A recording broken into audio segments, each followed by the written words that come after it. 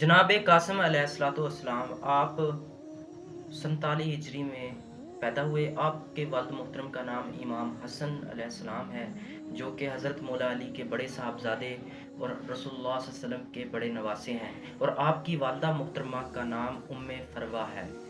आप अलैहिस्सलाम करबला में इमाम हुसैन के साथ तशरीफ़ ले गए।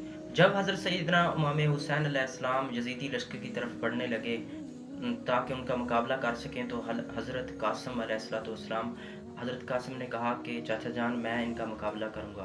तो हज़रत कासिम ने जब ये कहा तो इमाम हुसैन कहने लगे कि आप मेरे भाई की निशानी हो, तो मैं अपनी निशानी नहीं खोना चाहता।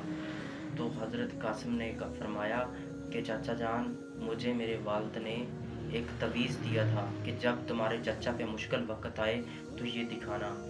तो वो तवीज़ हज़रत उम्मे फरवा के पास था, जो आपकी वालिदा हैं। तो वो तवीज़ को खोला गया तो वो एक रुक्का था जो इमाम हुसैन के नाम था। उसमें क्या लिखा था कि अगर हुसैन के पे कोई बुरा वक्त आए तो कासिम तुम आगे रहना।